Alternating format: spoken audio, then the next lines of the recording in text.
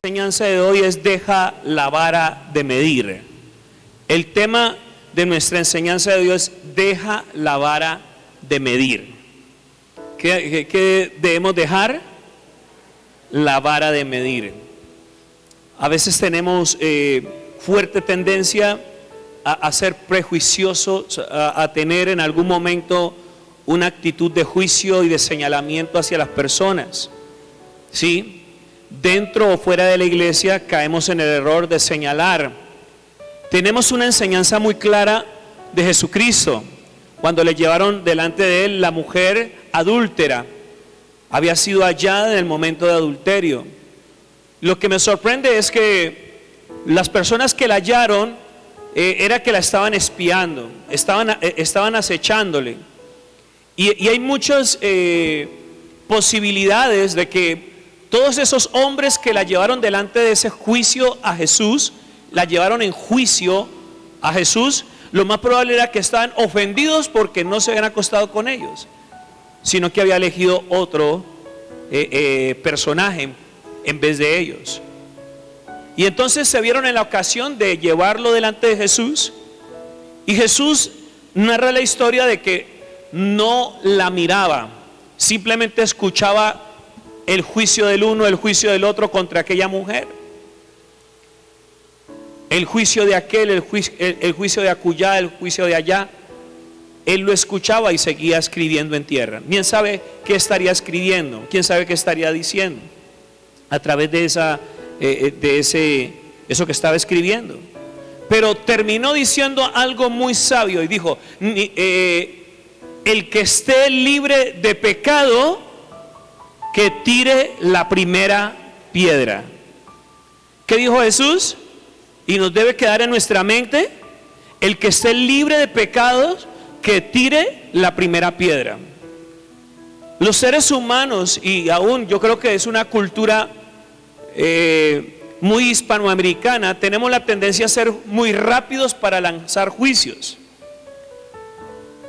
No somos de las personas que por nuestra propia voluntad indagamos, preguntamos o vamos a la presencia de Dios y le decimos: Señor, ¿es verdad esto que me acaban de decir? ¿O es simplemente una murmuración, un chisme o un malentendido o una mala interpretación? No, la gran mayoría de las personas tienen la tendencia a lanzar juicios sin tener un veredicto o una evidencia real. Jesús les dijo a todos los que la acusaban: el que esté libre de pecado, que tire la primera piedra. Esa palabra puede reargüir aún hasta nuestros propios corazones, porque Jesús también dice que no vaya a ser que en lo que juzgamos nosotros también seamos juzgados. ¿Por qué? Porque dice la Biblia que no hay justo ni aún uno, y todos los que estamos aquí somos justos solo por la sangre del Cordero. ¿Solo por qué? Ninguno de nosotros tenemos méritos para que se haya derramado la sangre de Cristo por nosotros. Todos tenemos alguna cosa de la cual nos avergonzábamos. Digo que nos avergonzábamos porque a partir de reconocer la salvación en Cristo, nosotros empezamos a construir una vida que honre a Dios. Amén. Pero aún así luchamos en este proceso de la conversión, luchamos en este proceso de la consolidación de nuestra fe con pequeñas zorras que tenemos que irlas matando poco a poco. No podemos caer en el error de justificarlas. ¿Me hago entender? No podemos caer en el error de justificar esas pequeñas zorras. No podemos caer en el error de justificar a aquellos deslices y luego adornarlos con la frase: es que soy humano, es que cometo errores, para justificar la situación que hemos cometido, el error que hayamos cometido. Jesús le dice a sus contradictores: el que esté libre de pecado, tire la primera piedra. Nosotros a veces tiramos piedras. Le tiramos piedras a los alcaldes, le tiramos piedras al presidente, le tiramos piedra a la persona que ha cometido un error, y señalamos a los que han pecado porque cometen pecados más visibles que los que nosotros, que quizás son más íntimos. Escuchamos que alguno cometió un error inmoral y ¡ay! Cayó en fornicación, ¡ay! Cayó en adulterio. Y nos escandalizamos, pero no nos escandalizamos cuando no tenemos control de nuestra lengua, que también es un pecado. No nos escandalizamos cuando mentimos, porque es muy fácil mentir, es muy fácil aparentar, es muy fácil caer en ese error, pero no nos escandalizamos. No juzguemos a los demás, porque no pecan de la misma manera que tú y yo pecamos quizás. En pocas palabras, Jesús dijo: el que esté libre de pecado, que tire la primera piedra. Y Jesús esperaba que hasta él le cayeran piedras, pero cuando levantó la mirada después de esta exhortación, no vio a ninguno que fuese digno de arrojar una piedra. ¿Qué significa eso? De que nosotros aún no tenemos la autoridad para lanzar un juicio. Ninguno de nosotros tenemos la autoridad para decir por nuestro propio juicio quién es bueno y quién es malo. Y peor aún, no podemos caer en el error del prejuicio. ¿Qué es un prejuicio? Juzgar a alguien antes de conocerlo. ¿Le ha pasado a veces? Que caemos en el error de juzgar a la gente y después cuando conversamos con ellos, empezamos a desarrollar una relación de amistad con esa persona, o una relación, una comunión, cualquiera que sea, laboral, familiar, personal. Nos tenemos que arrepentir y decir: uy, me equivoqué en gran manera con esta persona. Así como muchas personas se equivocaron cuando crucificaron a Jesús. ¿Se acuerdan?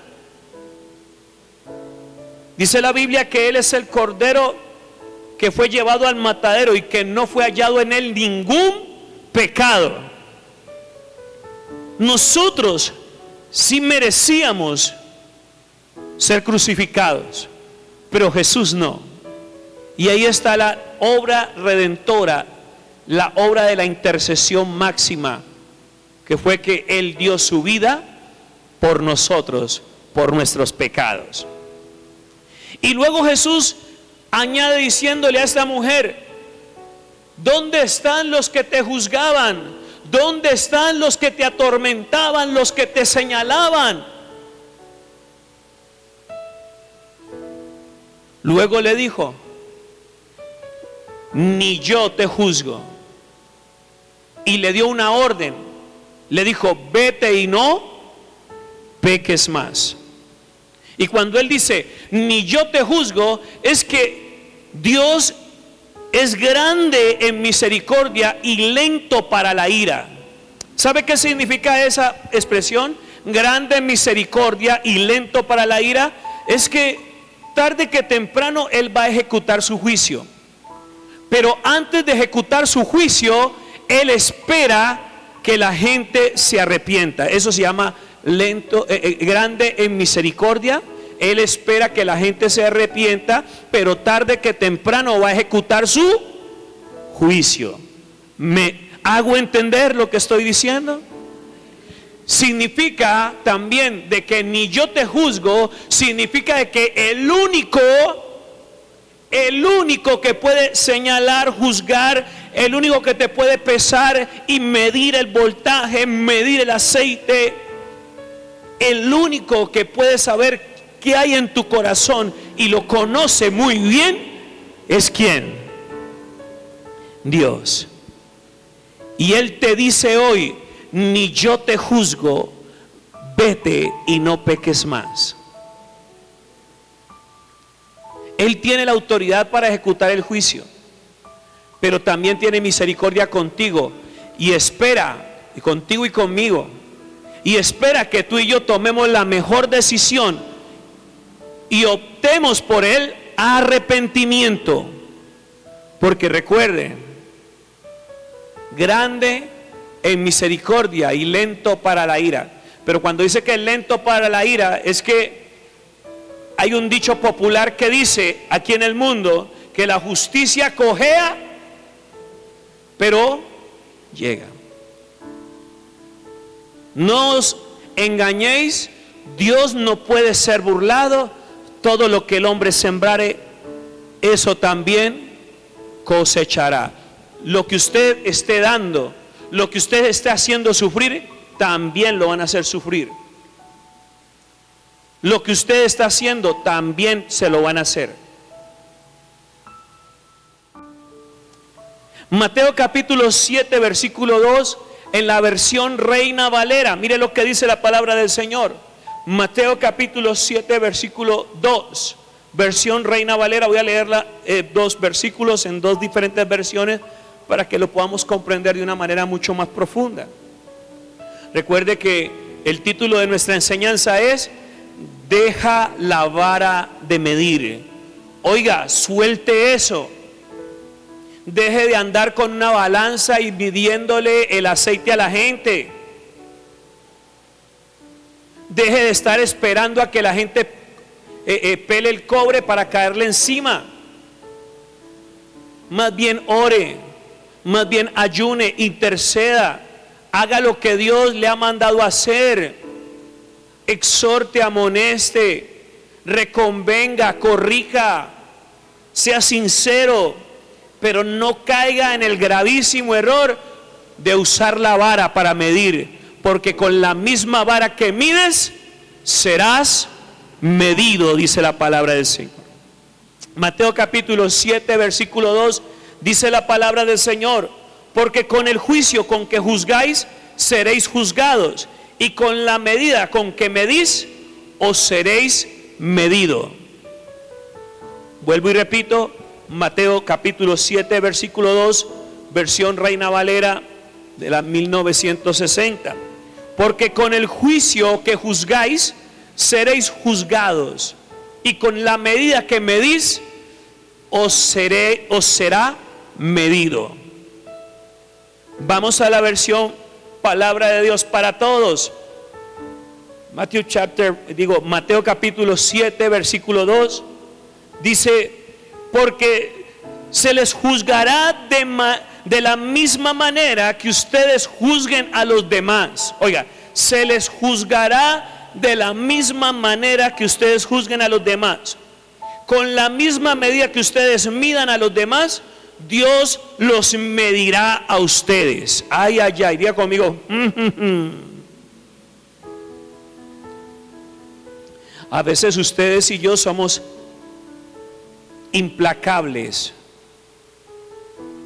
y caemos en el error del fariseísmo.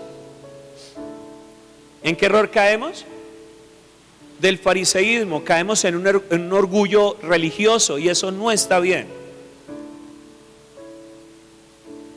Es triste decirlo, pero el único ejército que mata a sus propios soldados es el ejército cristiano.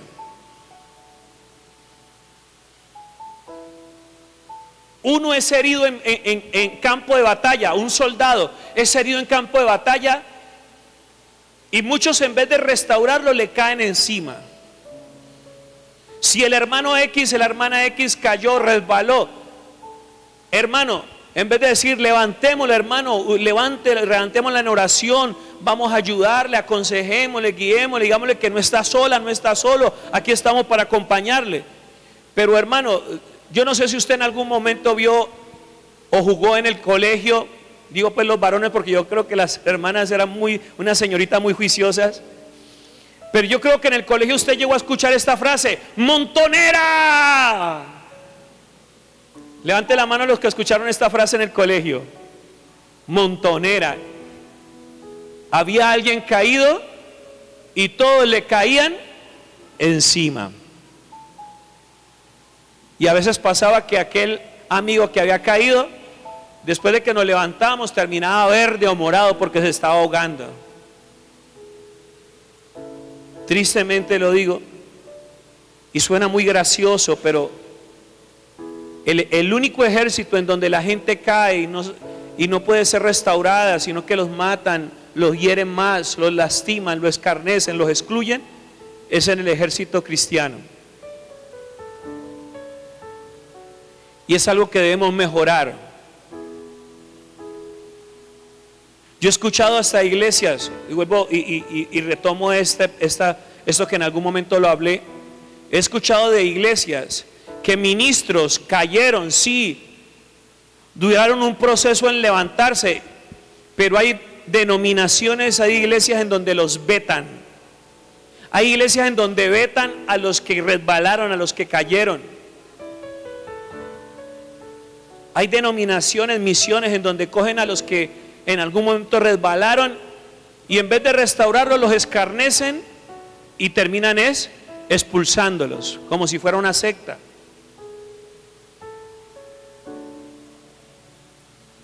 Y quiero al decir esto explicarlo de la mejor manera para hacerme entender.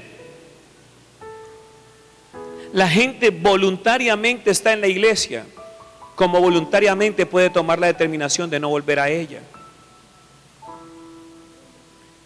Pero que Dios nos libre de que por culpa de nosotros alguno se ha tropezado. Que Dios nos libre que por murmuración, por chismorreo o por prejuicio o juicios tropecemos a alguien en vez de restaurarle y lo lancemos al mundo. El que hace esto, amada iglesia, la Biblia dice que el que sea ocasión de tropiezo de alguno, le sería mejor ponerse una piedra de molino en el cuello y echarse al mar. ¿Sabe qué significa eso?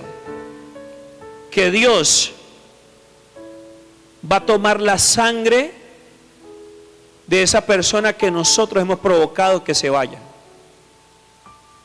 por nuestro testimonio, por nuestro mal testimonio más bien. Que alguien voluntariamente tome la determinación de no volver es algo muy diferente a que por mi culpa y por mi mal ejemplo esa persona no vuelva. Es algo muy, pero mucho más, muy diferente. ¿Cuántos están aprendiendo hoy? Dios es justo. Y así como nosotros tomamos la actitud referente a alguna situación, así mismo Dios está tomando la actitud referente a nosotros. La Biblia dice: el que esté libre de pecado, que tire la primera piedra. Y la gente se fue. No hubo quien. Pero también la palabra dice: el que esté firme, mire que no caiga. Y el que esté firme y está dispuesto a perseverar por el poder del Espíritu Santo y por el poder de la palabra, corrija con amor, corrija con sabiduría, instruya al débil, instruya al que no tiene ninguna fuerza. ¿Cuántos dicen amén? Es muy importante soltar la vara de medir. Dice otro texto bíblico, Proverbios capítulo 3, versículo 3, por favor. Proverbios capítulo 3, versículo 3. ¿Cuántos están aprendiendo? Proverbios capítulo 3, versículo 3, dice la palabra del Señor: nunca se aparten de ti la misericordia y la verdad. Átalas a tu cuello, escríbelas en la tabla de tu corazón. Proverbios 3, 3, versión Reina Valera 1960. Vuelvo y repito: nunca se aparte de ti la misericordia y la verdad. Átalas a tu cuello, escríbelas en la tabla de tu corazón. ¿Cuántos espirituales hay aquí? ¿Cuántas mujeres espirituales y cuántos hombres espirituales hay aquí?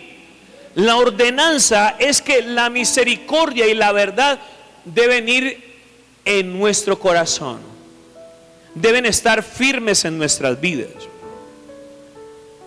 Si yo enseño la palabra, la debo enseñar ¿con qué? Con misericordia. Yo no puedo usar la Biblia para coger y tenga y lleve. Y si le gustó bien y si no también. La Biblia se usa para enseñar. ¿Cuántos dicen amén? Y si usted conoce de Biblia y si usted ha aprendido de Biblia, hágalo al enseñar con misericordia.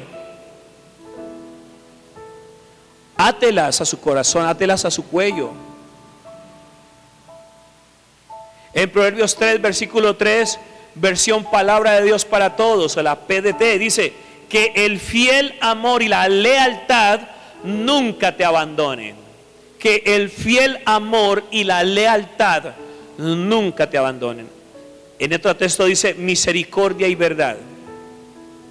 Para yo tener misericordia necesito primero ¿qué? Tener en mi corazón ¿qué? Amor. Si yo no amo, el que me la hace, me la paga. Ese es el común denominador en la tierra.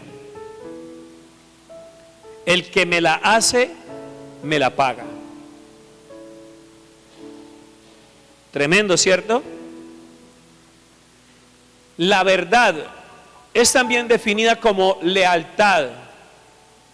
El domingo pasado hablábamos de qué, ¿se acuerdan? Que si nosotros íbamos a ofrecer una amistad, la ofreciéramos de qué? De verdad. ¿Cómo?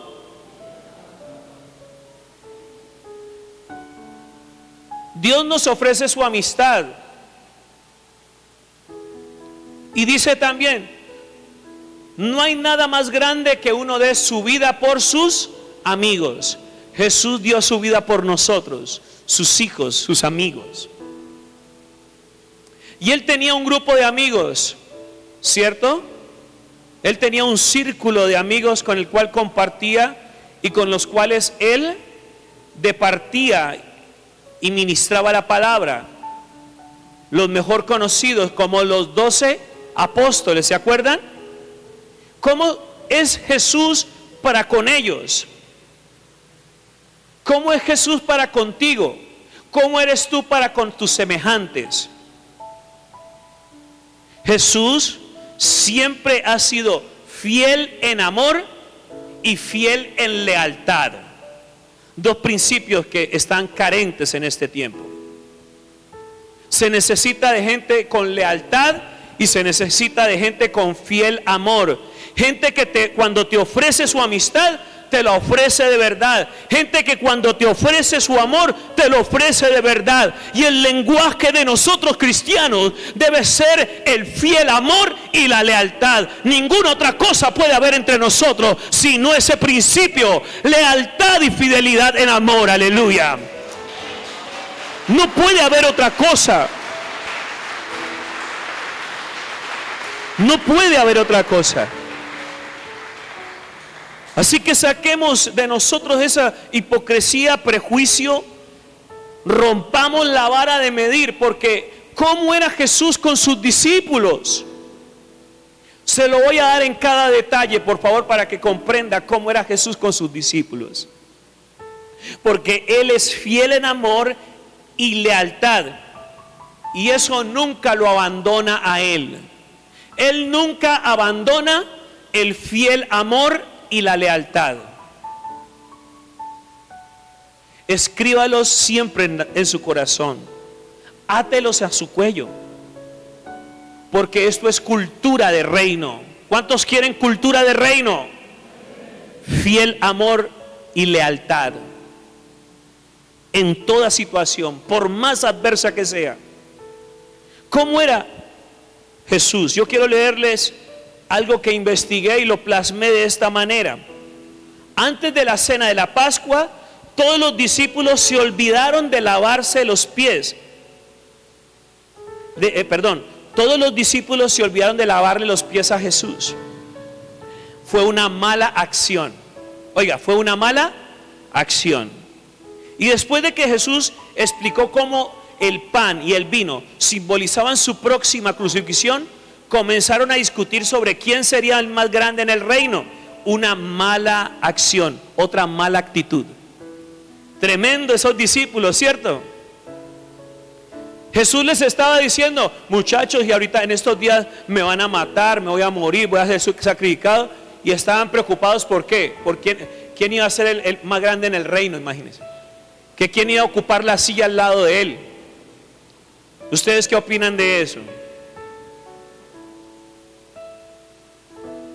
Es como si uno se da cuenta que un líder cayó y está en un proceso de disciplina porque es un proceso de restauración. En mi concepto, el proceso de disciplina es un proceso de restauración, no es un paredón para escarnecimiento.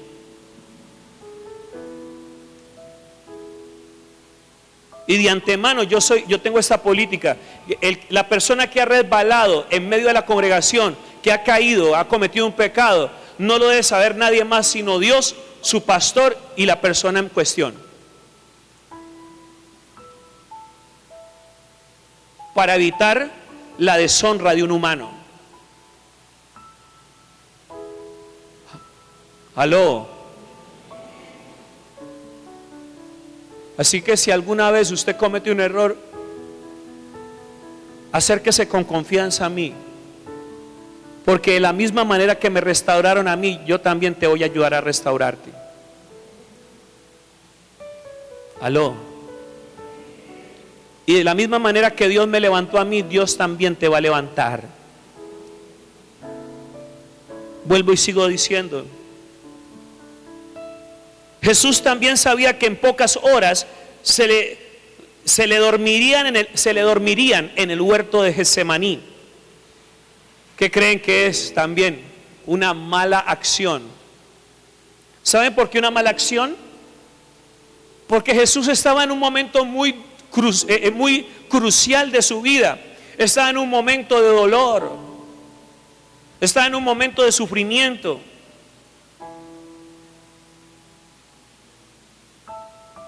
De puertas para adentro nadie sabe qué es lo que sufre la gente o cómo sufre la gente.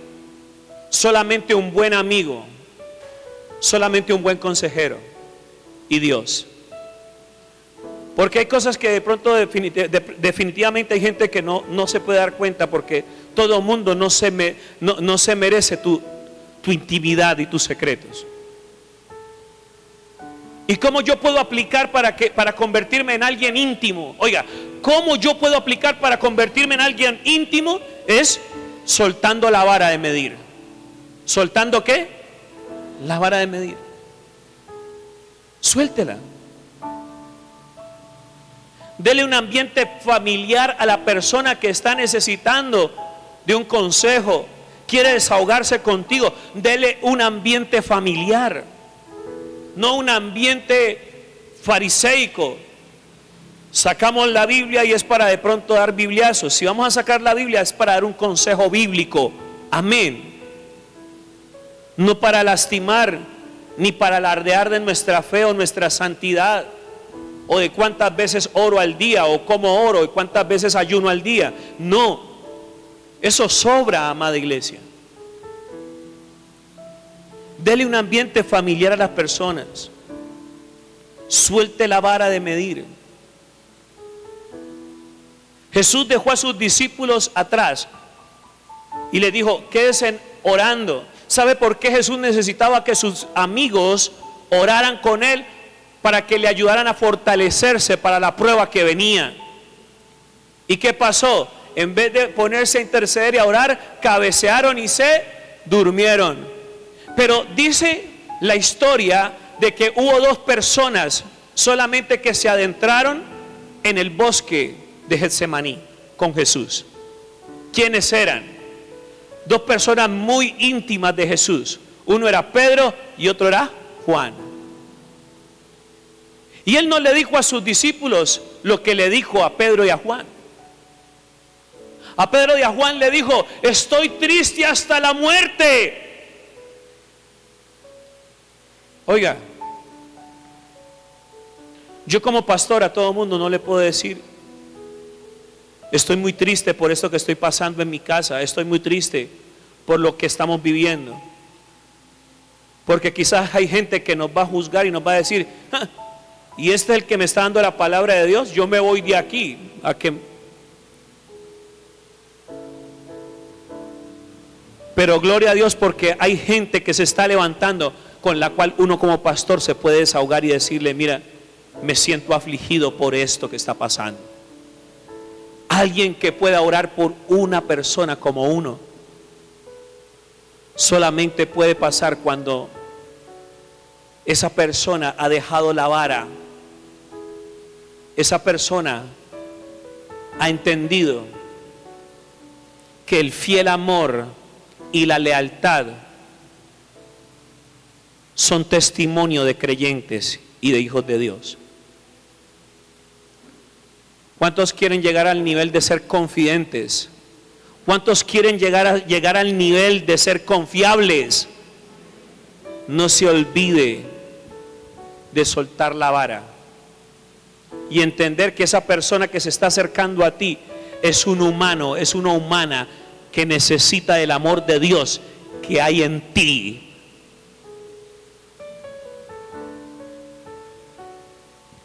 Vuelvo a las situaciones de los apóstoles y usted se va a quedar aterrado de las posturas que tomó Jesús.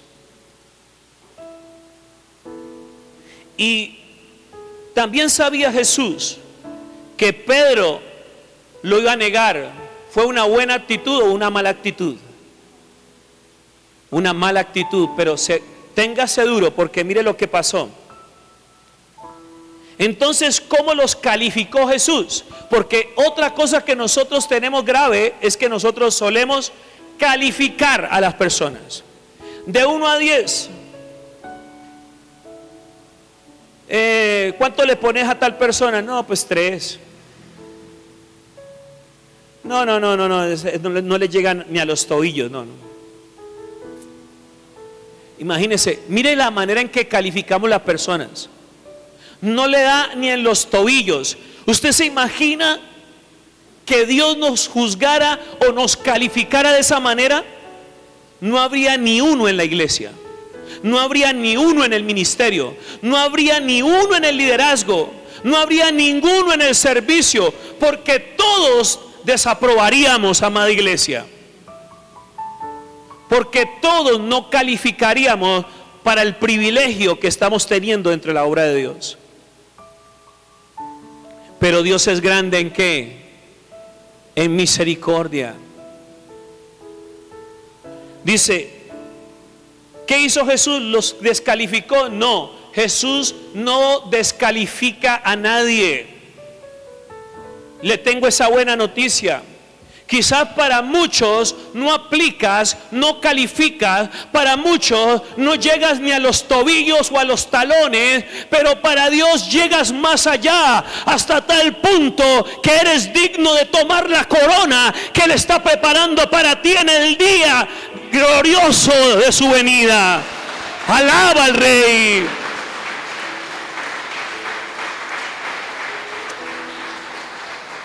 Alaba a Jesucristo.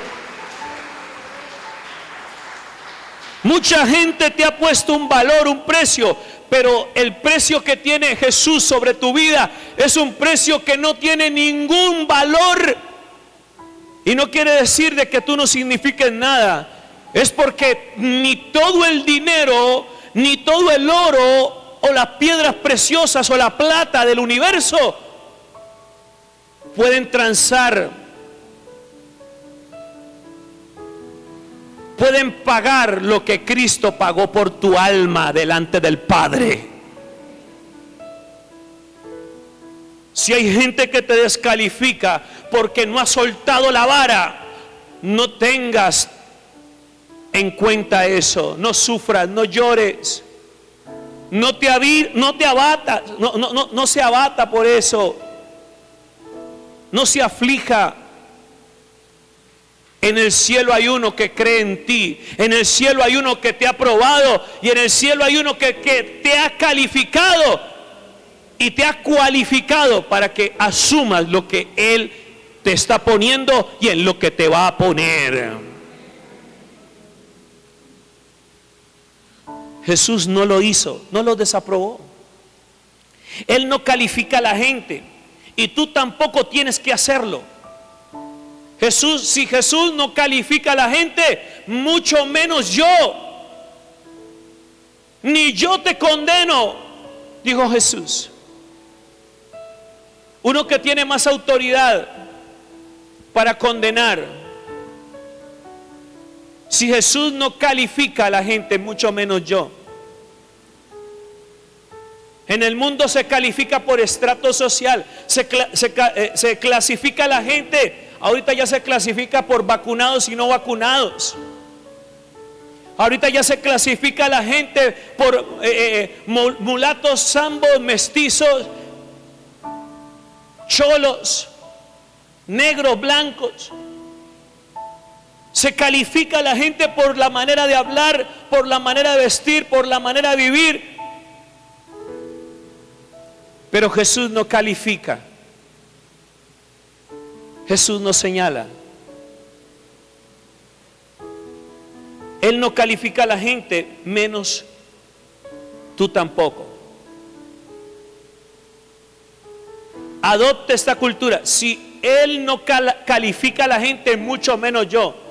No, es que mira que como que ni me va ni me viene, no me llega a los tobillos, no llena mis expectativas. Pues pueda que, amada iglesia, para mucha gente tú no llenes las expectativas, pero si estás en la tierra cumpliendo un propósito divino, es porque para Dios sí has cumplido expectativas. Gloria a Dios.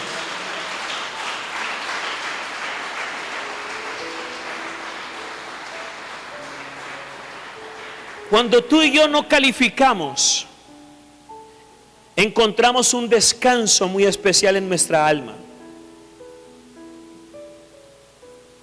El calificar o descalificar a una persona no nos aprovecha para nuestro crecimiento espiritual.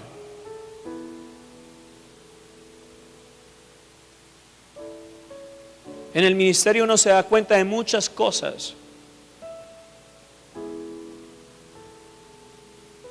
En medio del liderazgo, en medio del ministerio, entre pastores, en iglesias. Y uno dice, uy, tremendo. Dios quiera que esas situaciones que se mueven en medio de la iglesia no hagan retroceder a los que están entrando por primera vez al reino. Pero no se maraville de eso. Somos cristianos, nos congregamos en una iglesia cristiana, nos predica un pastor cristiano, abrimos una Biblia escrita por un Dios cristiano. Pero todo esto es tan humano también. ¿Y saben qué? Diariamente debemos lidiar con nuestra humanidad. No sé usted, yo lidio con la mía, pero también lidio con la humanidad de muchos. Enfrento casos familiares, enfrento casos personales, enfrento casos extrafamiliares de otras personas más bien. Y seguimos trabajando. Y Dios me libre de cualquier actitud descalificativa. Porque yo creo fielmente que mientras hay vida, hay esperanza. Y el hombre, mientras esté con vida en este mundo, es 100% redimible. Con mayor razón por mi boca no debe salir prejuicio o juicio o calificativo alguno. Aló, iglesia. ¿Cuántos están aprendiendo? ¿Cuántos están entendiendo? En Efesios capítulo 4 versículo 32, mire lo que dice allí la palabra del Señor. En Efesios capítulo 4 versículo 32: más bien sed bondadosos y compasivos unos con otros, y perdonándoos mutuamente, así como Dios os perdonó en Cristo. Vuelvo y repito, Efesios capítulo 4 versículo 32: más bien sed bondadosos y compasivos unos con otros, y perdonándoos mutuamente, así como Dios os perdonó en Cristo. Si Dios me ha perdonado, lo que de gracia he recibido, de gracia debo dar. Yo no puedo caer en el error de pagar mal por mal. Yo no puedo caer en el error de decir, ellos que se bandeen solos, ellos verán. No, amada iglesia, nosotros como pueblo de Dios no podemos caer en ese gravísimo error. A nosotros nos debe doler, a nosotros nos debemos sentir que nos cruje el corazón cuando alguien está sufriendo, y por eso debemos tenderle la mano. Si nuestro hermano ha caído, debemos levantarlo.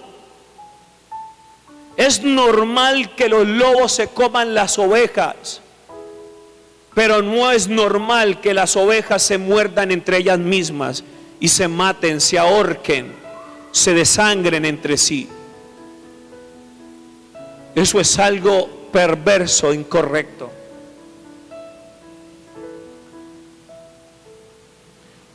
¿Quieres tener un corazón sano? Evita los calificativos. Aprendamos a valorar las personas. Aprendamos a ver a las personas como Dios las ve. ¿Y cómo Dios ve a las personas? Con ojos de ¿qué? De ira. Con ojos de resentimiento. Esta gente fue la que me crucificó. Con ojos de ¿qué nos ve Jesús? Con ojos de amor, con ojos de misericordia. En lugar de reprender a los discípulos, mire lo que hizo Jesús. Jesús los felicitaba, los premiaba, los promovía y los pone en un cuadro de honor en el cielo. Mire lo que dice en Lucas capítulo 2, versículo 25, por favor. Sí. Vamos a buscar Lucas capítulo 2, 22, versículo 15, perdón. Lucas 22, versículo 15.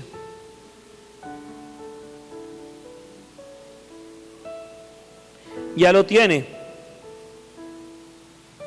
Mire lo que dice allí.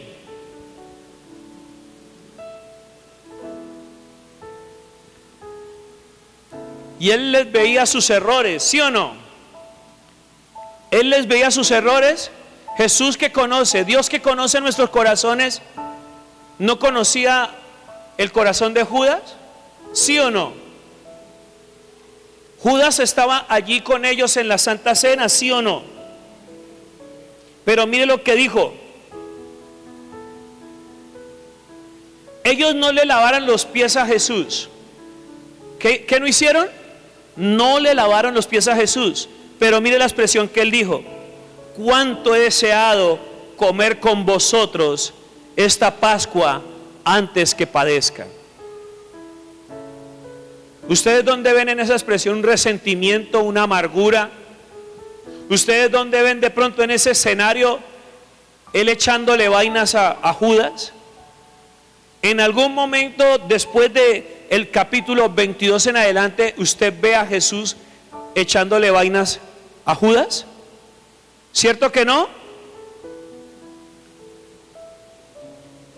Porque están en silencio.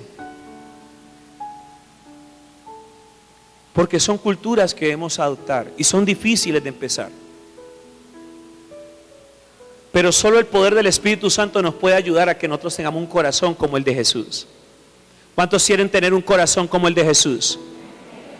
Solamente el Espíritu Santo lo puede hacer. Solo el poder del Espíritu Santo te puede ayudar para que no te cargues, para que no te indispongas, para que de amigo no te conviertas en un enemigo. Solo el poder del Espíritu Santo puede ayudarte a que sueltes la vara, a que sueltes la pesa, porque anteriormente andábamos pesando a la gente, anteriormente manteníamos analizando a la gente, confundíamos el discernimiento de espíritu con el gato enmochilado. ¿Se acuerda de eso? Por el poder del Espíritu Santo todo es muy diferente. Y Jesús les dijo, por más errores que cometían, Jesús siempre los vio de una manera diferente. Y Jesús siempre los vio en lugares muy diferentes.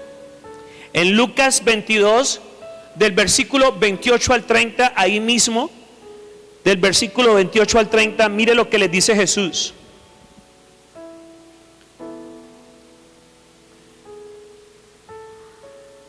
Lucas 22, del 28 al 30. Vamos allí rápidamente.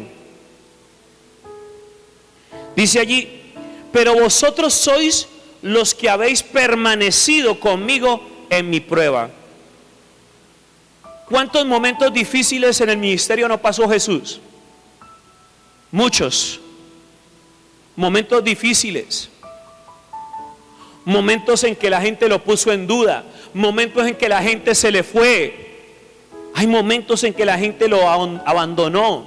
Hasta los mismos discípulos lo abandonaron. Pero en este momento Jesús les está diciendo a sus discípulos: pero vosotros sois los que habéis permanecido conmigo en mis pruebas. Yo pues os asigno un reino, como mi Padre me lo ha asignado a mí, para que comáis y bebáis a mi mesa en mi reino, y os sentéis en tronos juzgando a las 12 tribus de Israel. Mire lo que hizo el Señor. A gente que comete errores como tú y como yo, no los desaprobó, no los descalificó. No les dijo: ustedes no pasan al segundo nivel. No les dijo así.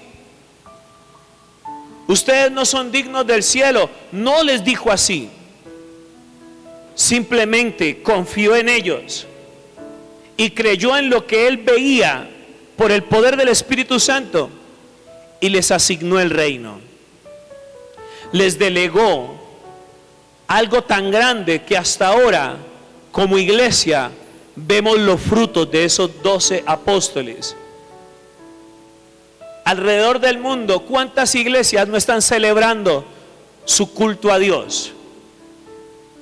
Aquí digamos que habemos entre 100, 200 personas congregadas delante de Dios.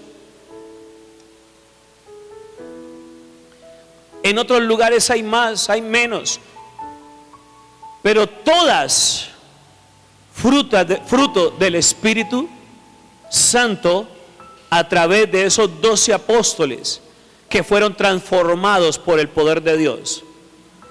Pero porque hubo un líder, hubo un pastor, hubo un ministro que se despojó de la vara, de la pesa, y empezó a ver como Dios veía a la gente.